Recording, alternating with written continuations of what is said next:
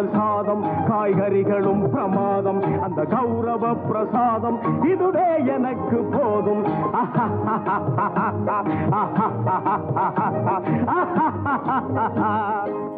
Hi friends, welcome to Alees Darbar. இந்த நாள் இனிய நாளாக அமைய வாழ்த்துக்கள். ஸ்நாக்ஸ் ஐட்டத்துலங்க ஸ்வீட், அதில் வெரைட்டிஸ் ஆஃப் ஸ்வீட் ரெசிபீஸை தாங்க இப்போ நான் உங்களுக்கு அப்லோட் பண்ணியிருக்கேன். அதுதான் பார்க்க போகிறீங்க. ஒன்று ஒன்றா பாருங்கள், அது என்னென்ன ரெசிபின்னு நான் சொல்கிறேன். நம்ம தீபாவளி சமயத்தில் சுகியம் சுசியம்னு சொல்லுவோம் இல்லையா, அது செஞ்சு காமிச்சிருக்கேன். அப்பம் செஞ்சு காமிச்சிருக்கேன். போளி செஞ்சு காமிச்சிருக்கேன். இந்த மாதிரி வெரைட்டிஸ் ஆஃப் ஸ்வீட்ஸ் வந்து ஒன்று ஒன்றா எல்லாம் செஞ்சு காமிச்சிருக்கேன். வீடியோவோட லெங்க்த்து கொஞ்சம் கூட தாங்க இருக்கும். நீங்கள் ஒவ்வொன்றையும் ஸ்கிப் பண்ணாமல் தள்ளி தள்ளி விட்டு பார்க்காம கடைசி வரைக்கும் பொறுமையாக ஒன்று ஒன்று எப்படி செஞ்சுருக்கேன்னு பார்த்து செஞ்சு நீங்களும் செய்யுங்க.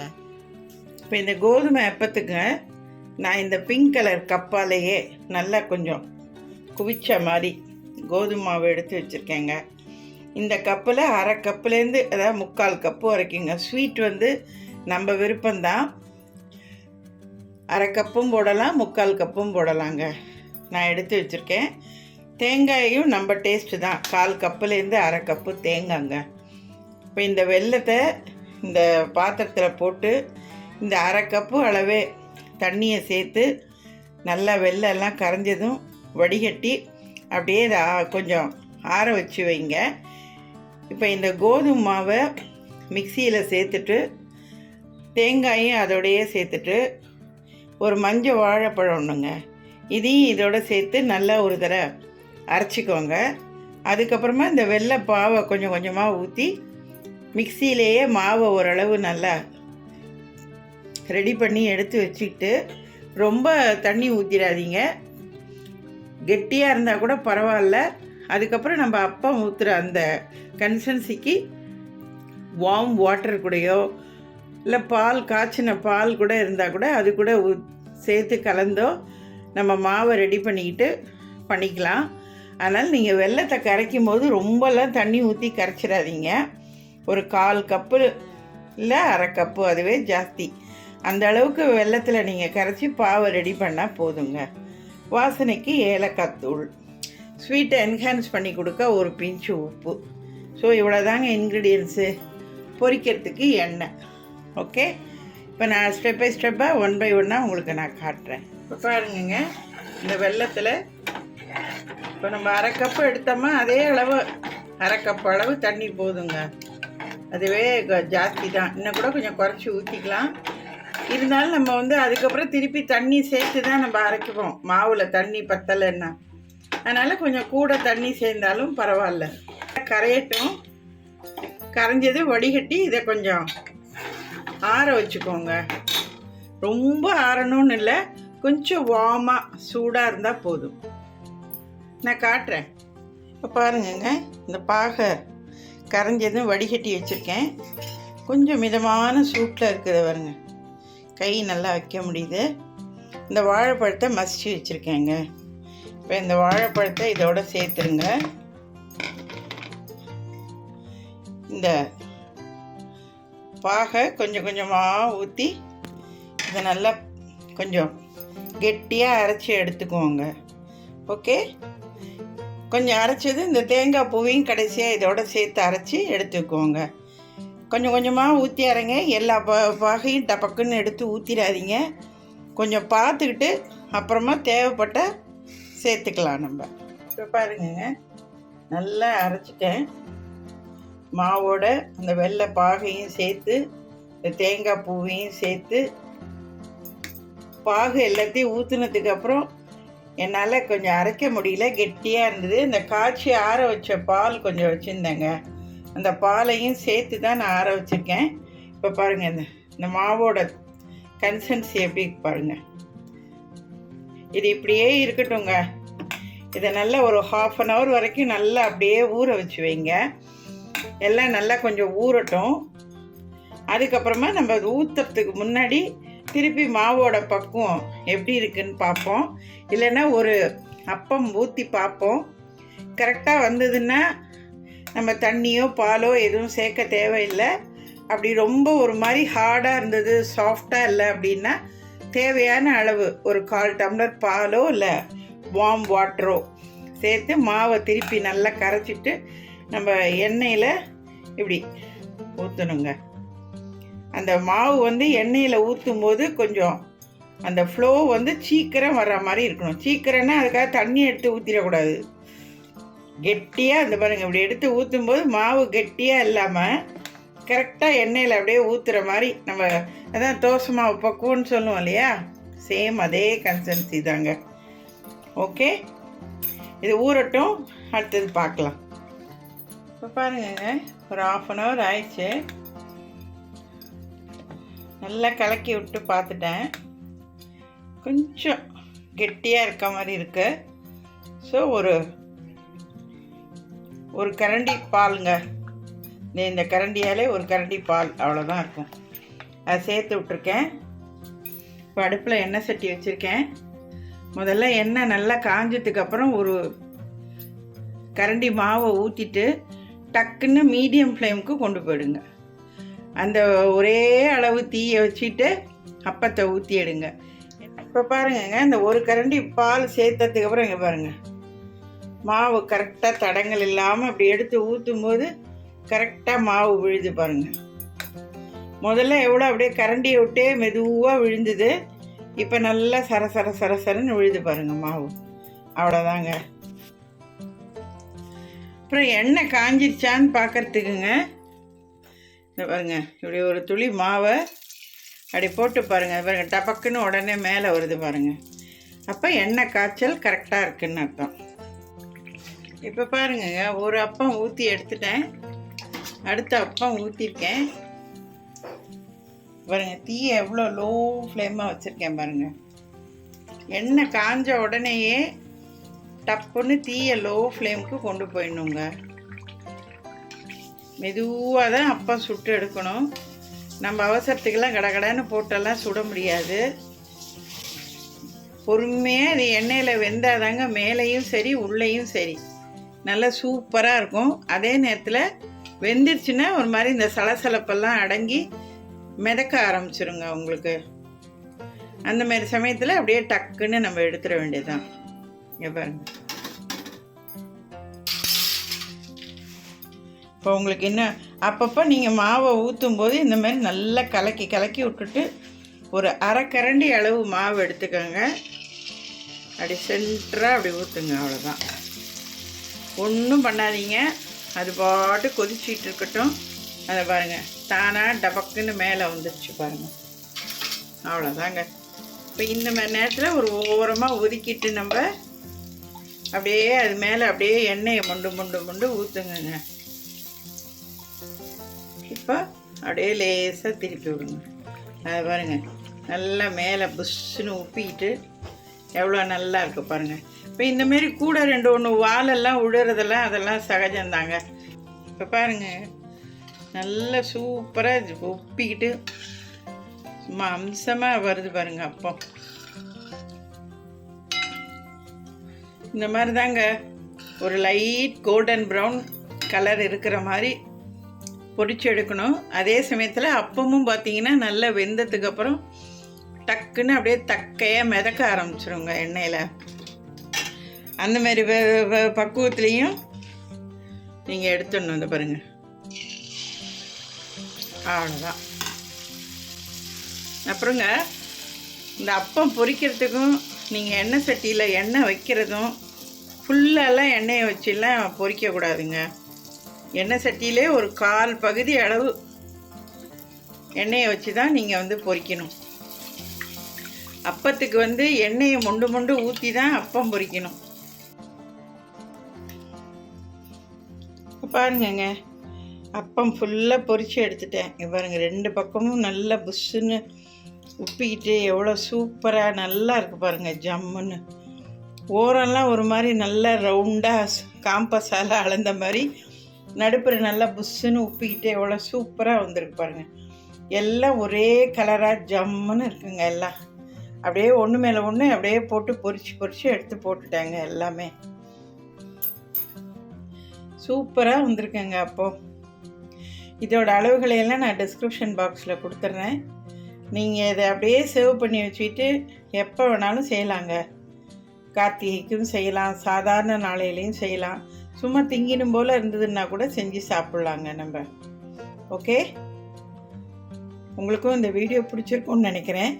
என் பேரனுக்காக நட்ஸு கலந்த லட்டு அதை செய்ய போகிறேங்க. பேரன் பேத்திகளுக்காக ரொம்ப விரும்பி சாப்பிடுவாங்க.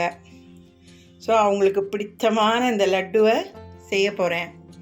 அதுதான் எப்படின்னு உங்களுக்கு இப்போ எல்லாம் இன்க்ரீடியன்ஸோடு சொல்கிறேங்க. 1/2 கிலோ பேரிச்சம்பழம் கொட்டையெல்லாம் எடுத்துட்டு வச்சுருக்கேன். ஒரு கைப்பிடி பாதாம் பருப்பை நல்லா கழுவிட்டு வெந்நீரில் ஊற வச்சு தோலெல்லாம் உரித்து நல்ல ஒரு டவலால் தொடச்சிட்டு நல்லா காய வச்சு ட்ரையாக எடுத்து வச்சுருக்கேங்க. அதேமாரி ஒரு கைப்பிடி அளவு முந்திரி பருப்பு, ஒரு கைப்பிடி அளவு திராட்சை, வால்நட் ஒரு கைப்பிடி அளவு, இது கசகசாங்க, இது தேன், இவ்வளோதாங்க இதுக்கு உண்டான இன்க்ரீடியன்ஸ். இப்போ ஃபஸ்ட்டு நம்ம இந்த நட்ஸ் எல்லாத்தையும் வறுக்கிறதுக்கு முன்னாடி இந்த கசகசாவை வந்து வெறும் சட்டியில் கொஞ்சம் நல்லா சுருக்குன்னு சூடு வர மாதிரி இதை வறுத்து இந்த தட்டில் கொட்டி இதை ஆற வச்சுக்குவோங்க. அது மாதிரி இந்த எள்ளையும் இதுவும் ஒரு கிட்டத்தட்ட ஒரு டேபிள் ஸ்பூன் அளவு இந்த எள்ளையும் லேசாக வறுத்துட்டு இதையும் ஒரு தட்டில் கொட்டி ஆற வச்சுக்குவோம். அதுக்கப்புறமா ஒரு டீஸ்பூன் ஒன்றுக்கும் பாதாம் பருப்பு, முந்திரி பருப்பு, திராட்சை, வால்நட்டு எல்லாத்துக்குமேங்க ஒரு டீஸ்பூன் நெய் சேர்த்து லோ ஃப்ளேமில் வறுத்து ஒரு தட்டில் இதே மாதிரியே கொட்டி நல்லா ஆறுனதுக்கு அப்புறம் மிக்சியில் அப்படியே விப்பர் மோடில் விட்டு நல்லா கொஞ்சம் பொடியாக பொடிச்சு எடுத்து வச்சுக்குவாங்க. அப்புறமா இந்த திராட்சையையும் இந்த பேரிச்சம்பழத்தையும் நல்லா நெய் முதல்ல மிக்சியில் ஒரு ஓட்டி விப்பர் மோடில் அந்த அரைச்ச பேஸ்ட்டை நெய் கலந்து அதையும் நல்லா வதக்கிட்டு அந்த சூடோடு இந்த நம்ம வறுத்து வச்சுருக்கோம் இல்லையா இந்த நட்ஸு, இது எல்லாத்தையும் எல்லாம் ஒன்றா சேர்த்து தேன் ஒரு 2 டேபிள் ஸ்பூன் தேன் போதுங்க. அப்புறம் பார்த்துக்கிட்டு நம்ம ஊற்றிக்கலாம். தேனை ஊற்றி கையில் நம்ம நெய்யை தடவிட்டு கொஞ்சம் இந்த வார்மாக இருக்கும்போதே எடுத்து நல்லா உருண்டையை உருட்டிட்டோம் அப்படின்னா நல்லா லட்டு சூப்பராக வந்துடுங்க. இப்போ நான் இதெல்லாம் ஒன்று ஒன்றா எல்லாம் வறுத்துட்டு உங்களுக்கு லட்டு பிடிக்கிறதுக்கு முன்னாடி எப்படின்றத நான் செஞ்சு காட்டுறேங்க. நான் இப்போ பாருங்கங்க, இந்த 1/2 கிலோ பேரிச்சம்பழத்தை அப்படியே மிக்சியில் விப்பர் மோடில் லேசாக விட்டு அரைச்சி எடுத்து வச்சுருக்கேன். இப்போ இதில் ஒரு டேபிள் ஸ்பூன் நெய் சேர்த்துருக்கேன். இந்த பேரிச்சம்பழத்தை இதில் போட்டு லோ ஃப்ளேமில் வச்சு நல்லா இதை கொஞ்சம் வதக்கிக்குவோங்க. அதுக்கப்புறமா நம்ம இந்த அரைச்சி வச்சுருக்கிற பவுட்ரு எல்லாத்தையும் இதோட சேர்த்து நல்லா வதக்குவோங்க. இப்போ பாருங்கங்க, இந்த பேரிச்சம்பழத்தையும் ஒரு ஸ்பூன் நெய் சேர்த்து அடுப்பில் வச்சு நல்லா ஸ்மாஷாக இது பண்ணிவிட்டு இந்த பவுடரோடு அப்படியே நம்ம பொடிச்சு வச்சுருந்தோம் இல்லையா எல்லா பருப்பையும் அதோடு இதை சேர்த்துட்டேங்க. அப்படியே நான் சேர்த்துட்டு அந்த கசகசாவையும் எள்ளையும் இதோடு சேர்த்துட்டுங்க. இப்போ இந்த மாதிரி இந்த அலுமினியம் ஃபாயில் பேப்பரில் வச்சு நல்லா சுற்றி ஃப்ரீசரில் ஒரு 2 hours அப்படியே வச்சுருந்துட்டு அப்புறமா நீங்கள் கட் பண்ணிங்கன்னா இந்த ஸ்வீட் கடையிலலாம் லட்டு வந்து ரவுண்டாக இருக்கும் பாருங்கள், அழகாக அந்த மாதிரி உங்களுக்கு கிடைக்குங்க. இல்லை இதிலே ஒரு பகுதியை இந்த பாருங்கள் கையில் லேசாக நெய்யை தொட்டுக்கிட்டு இந்த பாருங்கள் லட்டு, சூப்பர் லட்டு பாருங்கள். அவ்வளோதாங்க, இப்படியும் கொடுக்கலாம். ஓகே, நான் 2 மாதிரி செஞ்சு காட்டுறேன்.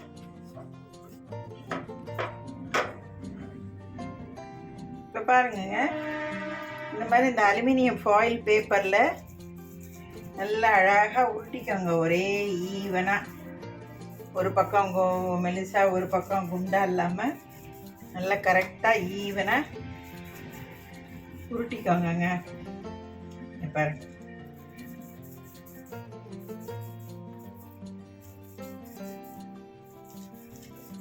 இந்த ஃபாயில் பேப்பரில் அடியில் கொஞ்சம் லைட்டாக நெய்யை தடவி விட்டுடுங்க. இங்கே பாருங்க, நல்லா இந்த மாதிரி ஃபாயில் பேப்பரில் நல்லா டைட்டாக உருட்டி விட்டுருங்க. இதை உருட்டி விட்டுட்டு இங்கே பாருங்க, இந்த பக்கம் எல்லாம் அப்படி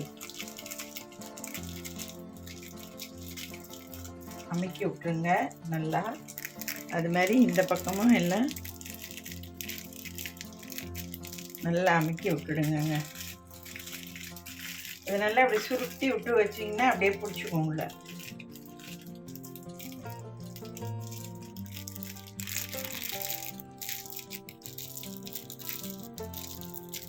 அவ்வளோதாங்க. இப்போ இதை அப்படியே ஃப்ரீசரில் வச்சுருங்க. இப்போ இந்த லட்டு நான் பிடிச்சி காட்டினேன் இல்லையா, அதை பாருங்க. இது வந்து கையில் லேசாக நெய்யை தடவிட்டு இப்படி உருட்டி உருட்டி இங்கே வச்சுருங்க. அதை பாருங்க, ஏற்கனவே ஒன்று வச்சுருக்கேன். இது அதே மாதிரிங்க.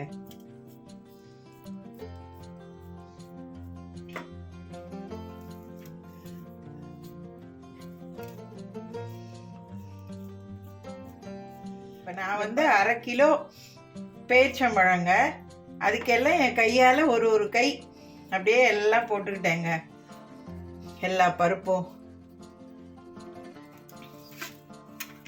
செமையாக இருக்குங்க. சும்மா வெறும் வாயிலே தின்னுக்கிட்டே இருக்கலாம் போல இருக்க. வாவ், அட்டகாசமாக இருக்குங்க. ஒரு 2 இன்ச்சு அளவுக்கு கரெக்டாக வச்சுட்டு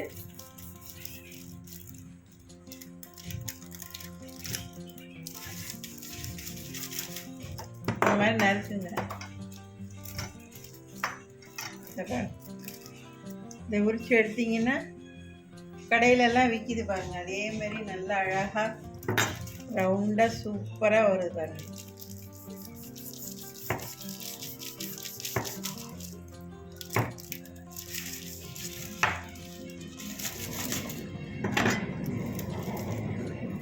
டூ ஹவர்ஸ் போதுங்க, இல்லை 3 ஹவர்ஸ் அவ்வளோதான் மேக்ஸிமம். அதுக்கு மேலே வேணாங்க. ரொம்ப இறுக்கி போச்சுன்னா அப்புறம் உங்களுக்கு கட் பண்ணவே வராது. இப்போ பாருங்கங்க, எவ்வளோ அருமையாக ஜம்முன்னு சூப்பராக வந்துருச்சு பாருங்கங்க. இந்த உருண்டையும் அவ்வளோ சாஃப்டாக நல்லாயிருக்கு. இது பாருங்கள், ஷேப் வேணால் கொஞ்சம் அன்ஷேப்டாக கட் பண்ணியிருக்கலாம், பட் சேம் மெத்தடு. எப்படியும் இது வந்து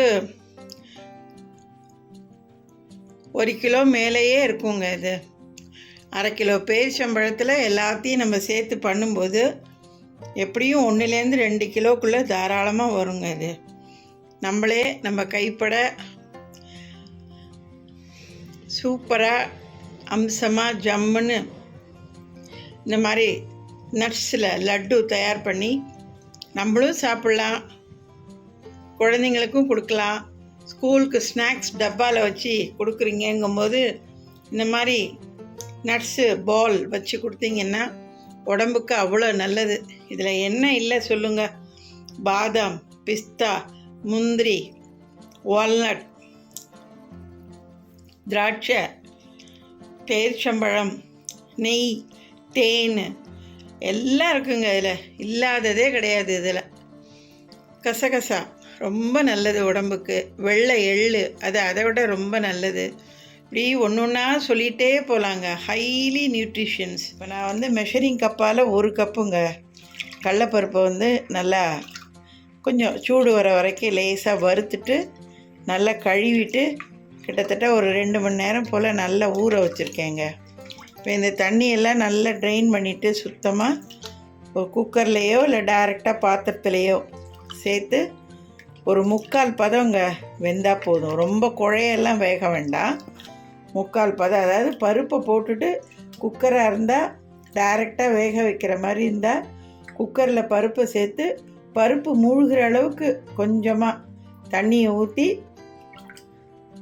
ஒரு 2 விசில் வேக வச்சு எடுத்து வைங்க. 1க்கு 1 வெல்லங்க, 1:1 ரேஷியோ தான்.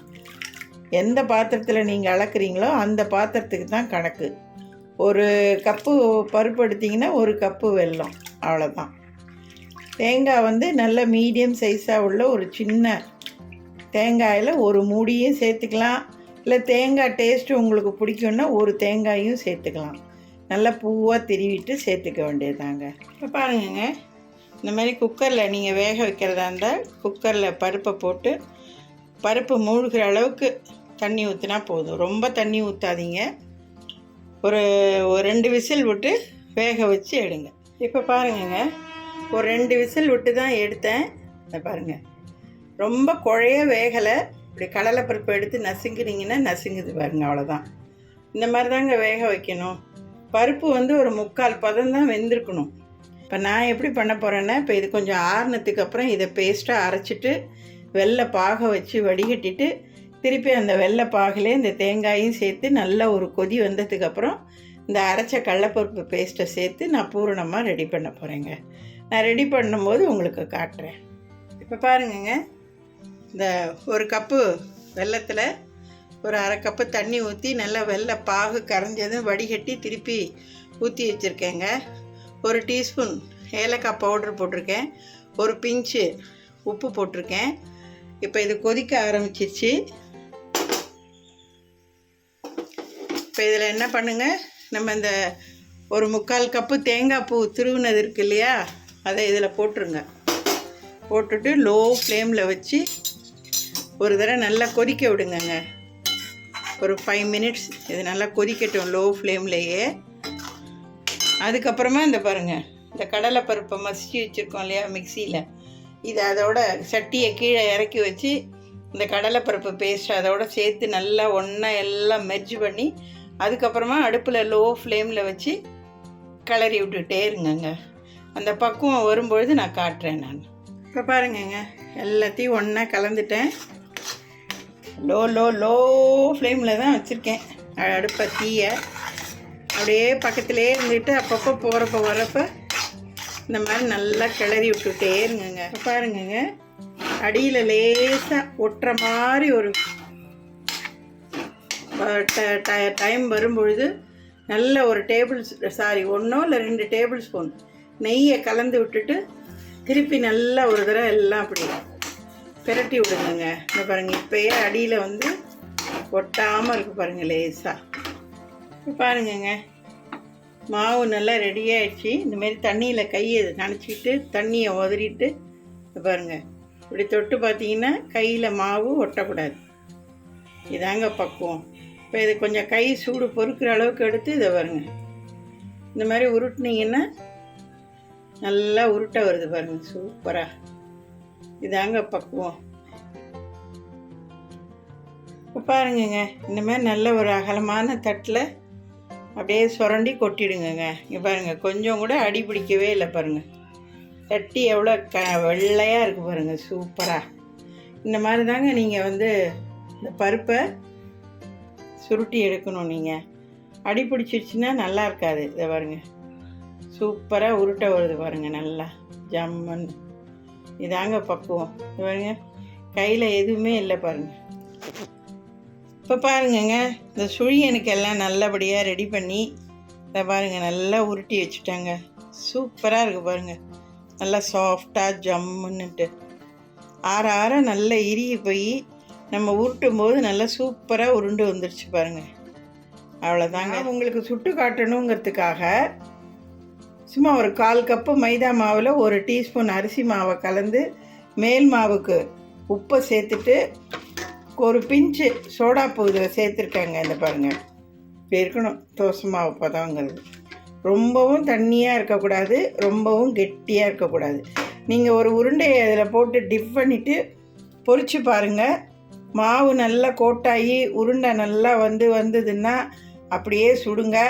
அப்படி இல்லை கொஞ்சம் தண்ணியாக இருக்கிற மாதிரி இருக்குன்னா கொஞ்சம் மைதா மாவு தேவையான அளவு ஆட் பண்ணி நல்லா பிசைஞ்சிட்டு ஒரு 5 மினிட்ஸ் விட்டு அதுக்கப்புறமா இந்த உருண்டையை போட்டு எடுங்கங்க. இப்போ எண்ணெய் வச்சுருக்கேன், எண்ணெய் காஞ்சிடுச்சா பார்ப்போம். இன்னும் எண்ணெய் காயில் கொஞ்சம் காயட்டும். இந்தமாரி மாவு டபக்குன்னு மேலே வந்ததுக்கு அப்புறம் தான் நீங்கள் உருண்டையை போட்டு எடுக்கணுங்க. ஓகே, நான் போட்டுட்டு காட்டுறேன். இப்போ பாருங்கங்க, இந்த மாதிரி டிப் பண்ண மாவை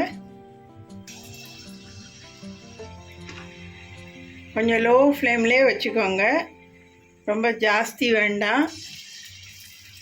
ஏன்னா மேலே சீக்கிரம் வெந்துடும் மாவு, உள்ளே வேகாது. ஏற்கனவே அது வெந்த மாவு தான், பட் இருந்தாலும் அதுவும் கொஞ்சம் நமக்கு வேகணும் இல்லையா? அதனால் கொஞ்சம் லோ, ரொம்ப மீடியமும் வேணாம், ரொம்ப லோவும் வேணாம், கரெக்டாக வச்சுக்கிட்டு சுடுங்க.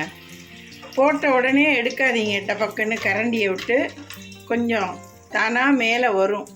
அந்த சமயத்தில் நல்லா திருப்பி விட்டு கோல்டன் ப்ரௌன் கலருக்கு வறுத்தெடுங்க. நான் காட்டுறேன் பாருங்கங்க. நல்லா அப்படி ஒன்றோட ஒன்று நல்லா பெரட்டி விடுங்க. அப்புறம் இந்த மாதிரிலாம் ஒட்டிக்கிட்டு இருக்கு பாருங்கள், அதை பிரித்து உருன்னு போட்டு அதை கரண்டியாலெல்லாம் அப்படிலாம் அப்படி கொத்தி கொத்திலாம் எதுவும் பண்ணாதீங்க. ஏன்னா உள்ளுக்குள்ளே உள்ள பூரணம் பிரிஞ்சு எண்ணெயில் சேர்ந்துருச்சுன்னா எண்ணெய் வீணாக போயிடுங்க. எண்ணெய் ஃபுல்லாக பூர்ணமாகிடும். அப்புறம் அதை நம்ம யூஸ் பண்ண முடியாது. திருப்பி வடிகட்டிட்டு தான் அதுக்கப்புறம் நம்ம யூஸ் பண்ணணும். அதனால் ஒட்டி இருந்ததுன்னா பரவாயில்ல, அப்படியே இருக்கட்டும். அதை எதுவும் ஒன்றும் டிஸ்டர்ப் பண்ணாதீங்க. ஆறுனதுக்கப்புறம் தானாக நம்ம உடைச்சோம்னா ஒன்றும் எந்த வித டேமேஜும் இல்லாமல் கரெக்டாக வந்துடும். இது ரொம்ப ஒரு முக்கியமான பாயிண்ட்டுங்க. தயவு செஞ்சு இந்தமாரி ஒட்டிக்கிட்டு இருந்தால் அதை பிரித்து விட்றேன்னு எண்ணெயிலேயே அதை பிரித்து விடாதீங்க. ஓகே, இப்போ பாருங்கள் நல்லா கோல்டன் ப்ரௌன் கலருக்கு வந்துடுச்சு பாருங்கள். அவ்வளோதாங்க. ஐயோ சூப்பராக வந்துடுச்சு, ஜம்முன்னு. இப்போ பாருங்கள் நல்லா இருக்கு பாருங்கள், ஜோராக. இப்படி தாங்க எல்லாத்தையும் நீங்கள் போட்டு பொரிச்சு எடுக்கணும். இப்போ உங்களுக்காக சும்மா ஒரு 10 உருண்டை எடுத்து நான் இந்தமாரி மாவில் போட்டு காட்டுறேன். ஒரு மாவோட அளவையும் நான் டிஸ்கிரிப்ஷன் பாக்ஸில் உங்களுக்கு நான் மெஷர்மெண்ட்டோடு கொடுத்துட்றேன். நீங்கள் அதே மாதிரி தயார் பண்ணி செய்யுங்க நீங்கள். ஓகே, என்னங்க நல்ல சூப்பரான அருமையான சுழியன், எப்படி வேணாலும் அந்தந்த வட்டாரத்துக்கு தகுந்த மாதிரி பேர் வச்சுக்கோங்க. அருமையாக வந்துடுச்சிங்க. நல்லா அது பாருங்கள் எவ்வளோ சாஃப்டாக, நல்லா மேலெல்லாம் முறுமுறுன்னு, உள்ளே நல்லா ஜம்முன்னு இருக்குங்க. செமையாக இருக்குங்க. நல்லா நீங்கள் மைதா மாவில் போட்டு எடுத்தாலும் சரி, இட்லி மாவில் போட்டு எடுத்தாலும் சரி, இல்லை தனியாக இதுக்குன்னு அரிசி உளுந்து ஊற வச்சு பண்ணினாலும் சரி, எந்த மாவில் நீங்கள் போட்டு எடுத்தாலும் பிரமாதமாக இருக்குங்க. நான் ஏற்கனவே சொன்ன மாதிரி இந்த மேல் மாவுக்கு உண்டான இன்க்ரீடியன்ஸை நானும் இந்த பூரணத்துக்கு உண்டான இன்க்ரீடியன்ஸையும் நான் டிஸ்கிரிப்ஷன் பாக்ஸில் கொடுத்துட்றேன். வீட்டில் ஒரு சின்ன ஃபங்க்ஷனுங்க, அக்கேஷன், அதுக்கு ஒரு ஸ்வீட் செய்யலான்ட்டு தாங்க. போளிங்க, கடலைப்பருப்பு வெல்லம் சேர்த்த பூரண் போளி, தேங்காயும் சேர்ப்பாங்க. அந்த போளி தான் பண்ண போகிறேன். நான் நீங்கள் மெஷரிங்க்கு எந்த பாத்திரம் எடுத்துக்கிறீங்களோ அதான் கணக்கு. இப்போ நான் இந்த கப்பால் 1 கப்பு குவிச்சு அளந்த மாதிரி மைதா மாவு எடுத்து அதை சலித்து இதில் 1 டீஸ்பூன் உப்பு சேர்த்துருக்கேன். இப்போ நீங்கள் இது கலருக்கு மஞ்சத்தூளும் சேர்க்கலாம், இல்லை ஃபுட் கலர் எல்லோ கலர் அது இருந்தாலும் அதுவும் சேர்த்துக்கலாங்க, நம்ம விருப்பம்தான் அது. இதில் நல்லா ஒரு 2 டேபிள் ஸ்பூன் எண்ணெயை சேர்த்து, குக்கிங் ஆயில் சேர்த்து, நல்லா ஒரு மாதிரி இந்த ஒரு பிசுக்குத்தன்மை இருக்கிற மாதிரி மாவை பிசைஞ்சு நல்லா எண்ணெயெல்லாம் தடவி அப்படியே கிட்டத்தட்ட ஒரு 2 hours மேலே ஊற வைங்கங்க. இப்போ நான் இதுக்கு பூரனுக்கு இந்த கப்பாலேயேங்க, நம்ம எதில் மாவு எடுத்துக்கிறோமோ அதே கப்புக்கே தான் கடலைப்பருப்பும் நம்ம எடுத்துக்கணும். நான் இந்த கப்பாலே 1 கப்பு கடலைப்பருப்பு எடுத்து நல்லா கழுவிட்டு குக்கிங் வாட்டரை சேர்த்து ஊற வச்சு வச்சுருக்கேங்க. இந்த கடலைப்பருப்பு ஒரு 1 மணி நேரம் ஊறினதுக்கு அப்புறம் குக்கரில் கடலைப்பருப்பை விட 1 இன்ச்சு தண்ணி கூட இருக்கிற மாதிரி வச்சு 2லேருந்து 3 விசில் விட்டு வேக வச்சு எடுத்து வச்சுக்கோங்க. ஓகே, இப்போ நான் அந்த மாவெல்லாம் பிசைஞ்சிட்டு இதை ஊற வச்சுட்டு உங்களுக்கு காட்டுறேன். இப்போ பாருங்கள் ஃப்ரெண்ட்ஸ், கிட்டத்தட்ட ஒரு 1 மணி நேரம் ஊறியிருக்கும் கடலைப்பருப்பு. நான் நல்லா வாஷ் பண்ணிவிட்டு குக்கிங் வாட்டரை ஊற்றியே தான் நான் ஊற வச்சேன். ஸோ அந்த குக்கிங் வாட்டரே தான் இதில் நான் இந்த பாருங்கள் கடலைப்பருப்போட கொஞ்சம் கூட தண்ணி இருக்கிற மாதிரி வச்சு மீடியம் ஃப்ளேமில், ரொம்பவும் ஹையாக வேணாம், ரொம்பவும் லோவாக வேணாம், மீடியம் ஃப்ளேமில் வச்சு ஒரு 2லேருந்து 3 விசில் வேக விட்டு எடுத்து வைங்கங்க. சப்போஸ் வேகலை அப்படின்னா இன்னும் கொஞ்சம் தண்ணி ஊற்றி ஒரு விசில் கூட வேக வச்சு எடுத்து வச்சுக்கோங்க. பருப்பு வந்து ரொம்ப குழஞ்சிடக்கூடாது. பட் அதே நேரத்தில் நம்ம இப்படி ஒரு கடலைப்பருப்பு எடுத்து நல்லா நசுக்கணுன்னா நல்லா ஸ்மாஷாக வெந்திருக்கணும். அதாங்க பக்குவம். ஓகே, நான் அதை வேக வச்சுட்டு காட்டுறேன். இப்போ பாருங்கங்க, இந்த கடலைப்பருப்பு பாருங்கள். இப்போ எடுத்து மசித்தது நம்ம கையிலே நல்லா மசியுது பாருங்கள். இந்த மாதிரி தாங்க இருக்கணும். குழன்னு இருக்கக்கூடாது. ஆனால் பருப்பு எடுத்து மசித்தோன்னா நல்லா மசிஞ்சிருக்கணும். நல்லா ஒரு 3 விசில் விட்டேங்க நான். 3 விசிலில் நல்லா வெந்துருக்கு பாருங்கள். அவ்வளோதான். இங்கே பாருங்கள், அடி வரைக்கும் பாருங்கள். அடி பிடிக்கவும் இல்லை, அதே சமயத்தில் எல்லா பருப்பும் பாருங்கள் குழையாமல் அப்படியே உங்களுக்கு நல்லா வெந்து இங்கே பாருங்கள். போளிக்கு இப்படி தாங்க கடலைப்பருப்பை நீங்கள் வேக வைக்கணும். நீங்கள் இப்போ பாருங்கங்க, இந்த மாதிரி நல்ல ஒரு மீடியம் சைஸ் தேங்காய்ங்க. இதை நீங்கள் திருவிக்கிட்டாலும் சரி, இல்லை கீனிட்டு மிக்சியில் விப்பர் மோடில் விட்டு ஒரு சுற்றி அரைச்சிக்கிட்டாலும் சரிங்க. இதை பூரணம் ரெடி பண்ண இதை நம்ம சேர்த்துக்கலாங்க. இப்போ பாருங்கங்க, உங்கள்கிட்ட காமிச்சேன் இல்லையா அந்த ஒரு மீடியம் சைஸ் தேங்காய், அதை அப்படியே மிக்சியில் விப்பர் மோடில் விட்டு கொஞ்சம் பூவாக அப்படியே அரைச்சி எடுத்துக்கிட்டாங்க. இது சும்மா ஒரு டீஸ்பூன் நெய்யை விட்டு ஒரு 5 மினிட்ஸுங்க போதும். ரொம்ப வறுக்கணுன்ற அவசியம் கிடையாது. அந்த தேங்காய் பூவில் உள்ள அந்த ஒரு ஈரப்பதம் போய் லைட்டாக தேங்காய் வந்து கொஞ்சம் சுட்டால் போதுங்க. அவ்வளோதான். இது என்ன ஒரு 5 மினிட்ஸ் கழித்து இந்த வெள்ளை பாகை இதோட சேர்த்துட்டு இந்த கடலை பருப்பையும் இதோட சேர்த்து தீயை லோ ஃப்ளேமில் வச்சு கட்டி பிடிக்காமல் நல்லா கிளறி பூரணத்தை ரெடி பண்ணி எடுக்க வேண்டியதாங்க. நான் காட்டுறேன் அடுத்த ஸ்டேஜ். இப்போ பாருங்கங்க, இந்த தேங்காய் பூவில் ஒரு டீஸ்பூன் நெய் சேர்த்து நல்லா வதக்கிட்டு அதிலே இந்த வடிகட்டி வச்ச வெள்ளை பாகை சேர்த்து விட்டேங்க.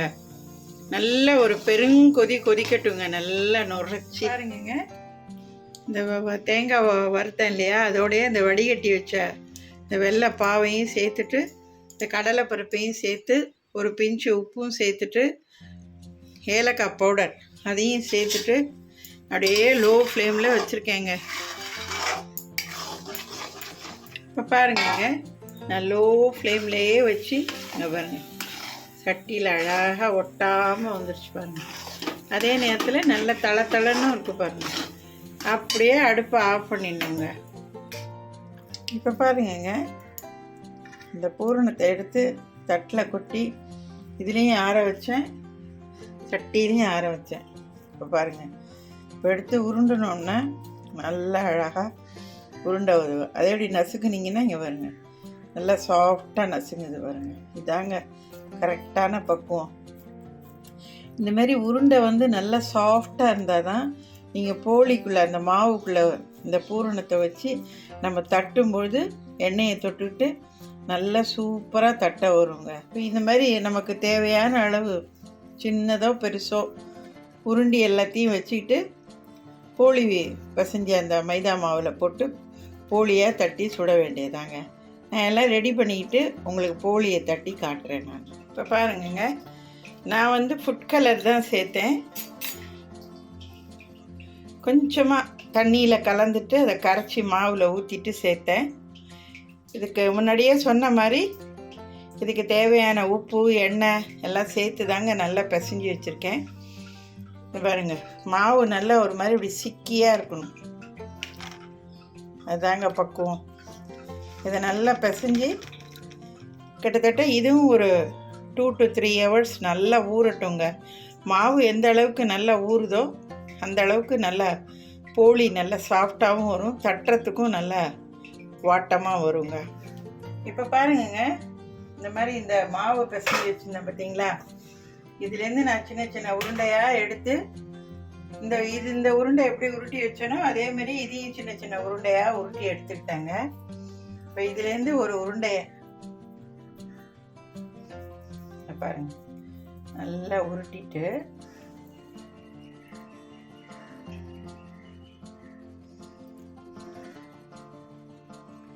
அப்படியே நல்ல மாவு எல்லாத்தையும் சேர்த்து கொண்டாந்து இப்படி வச்சுட்டு இப்படி கையில் வச்சுக்கிட்டு இப்படி குறுக்கி குறுக்கி இந்த மாவை அப்படி கொஞ்சம் கொஞ்சமாக மேலே உள்ள மாவை மட்டும் இப்படி எடுத்துருங்கங்க.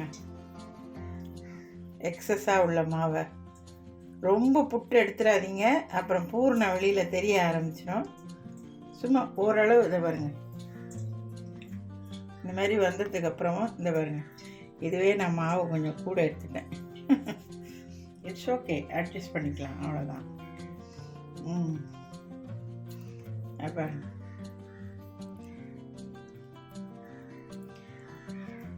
பண்ணிட்டு இப்போ நான் வந்துங்க பட்டர் ஷீட்டில் தட்டி போடுறேங்க. பட்டர் ஷீட்லேயும் தட்டி போடலாம், இலையிலையும் தட்டி போடலாம். பாருங்க, இந்த மாதிரி நல்லா ஒரு ஷீட்டு மேலே இன்னொரு ஷீட்டை போட்டு நல்லா அப்படி நடுப்புற ஓரத்தில் இந்த மாதிரி எல்லாம் தட்டி கொண்டு வாங்குங்க.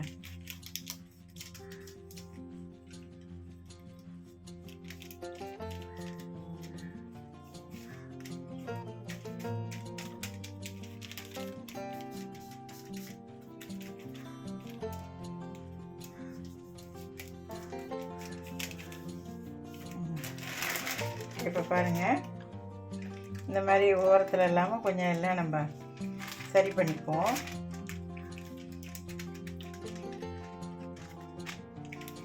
அவ்வளோதாங்க. இந்த தோசைக்கல்லில்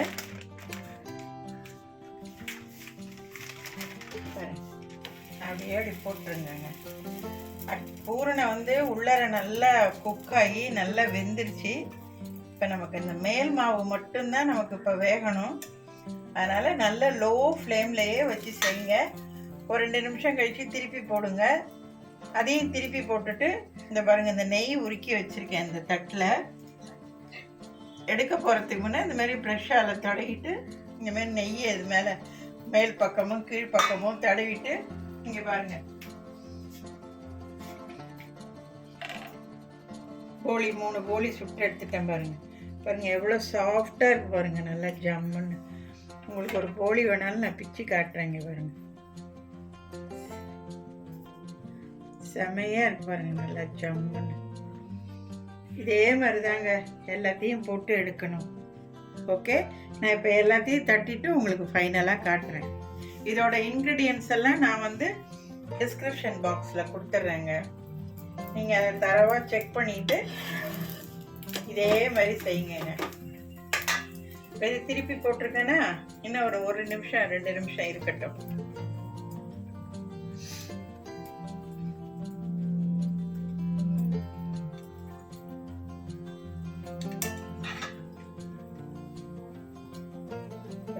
இந்த மாதிரி நல்லா நெய் எப்படி பண்ண தடவி விட்டுருங்க.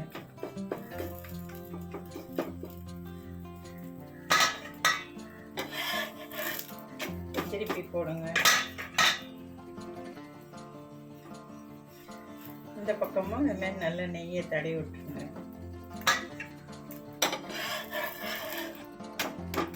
முன்னையும் ஒரு 1 நிமிஷம் திருப்பி போட்டு எடுத்துருங்க. அவ்வளோதாங்க. இதை வந்து நீங்கள் சூடாக இருக்கும்போதே அப்படி மடித்தாலும் சரி, அது உங்கள் விருப்பம். இல்லை இப்படியே நீங்கள் ரவுண்டாகவே அப்படியே ஒட்டாமல் ஒன்று மேலே ஒன்று அப்படியே தனித்தனியாக அடுக்கிட்டே வந்தீங்கன்னா நல்லா ஆறுனதுக்கு அப்புறம் சூப்பராக இருக்குங்க. நான் எல்லாத்தையும் தட்டிட்டு உங்களுக்கு காட்டுறேன். இப்போ பாருங்க, எல்லா போலியும் சுட்டு எடுத்துட்டேங்க. சூப்பராக அப்படியே செம்ம சாஃப்டாக நல்லா வந்திருக்குங்க, அருமையாக. நான் ஏற்கனவே ஒன்று உங்களுக்கு பிச்சு காமிச்சேன். எல்லாம் சூப்பராக வந்திருக்குங்க. நல்லா எனக்கு நான் எடுத்த மெஷர்மெண்ட்டுக்கு எனக்கு வந்து கரெக்டாக நம்பரில் சொல்கிற மாதிரி 20 போலி வந்திருக்குங்க எங்களுக்கு நம்பரில். ரொம்ப அருமையாக வந்திருக்குங்க. இதோட இன்க்ரீடியன்ஸ் எல்லாம் நான் டிஸ்கிரிப்ஷன் பாக்ஸில் கொடுத்துட்றேன். நீங்கள் அதை தரவாக செக் பண்ணிவிட்டு வீடியோவை ஸ்கிப் பண்ணாமல் பார்த்து இதே அளவுகளில் நீங்கள் செஞ்சு உங்களுக்கு எப்படி வந்ததுன்னு சொல்லி உங்கள் ஃபீட்பேக்கை என் சேனலில் கமெண்ட்டில் போஸ்ட் பண்ணுங்கங்க. எனக்கு அது ரொம்ப சந்தோஷமாக இருக்கும். என்னோடய சேனலை சப்ஸ்கிரைப் பண்ணுங்கள், லைக் பண்ணுங்கள், ஷேர் பண்ணுங்கள், கமெண்ட் பண்ணுங்கள். ஆல் பெல் சிம்பலை கிளிக் பண்ணிக்கோங்க. என்னோடய எல்லா வீடியோவும் நோட்டிஃபிகேஷன் சிம்பலோடு உங்களுக்கு உடனே வந்துடும். எனக்கு நல்ல சப்போர்ட் பண்ணுங்கங்க. வாழ்த்துக்கள். வாழ்க வளமுடன். அடுத்த ஒரு ஸ்வீட் ரெசிப்பியில் உங்களை நான் சந்திக்கிறேன். இது தேங்காய், கடலைப்பருப்பு, வெல்லம் சேர்த்த பூரன் போலி. ஓகே.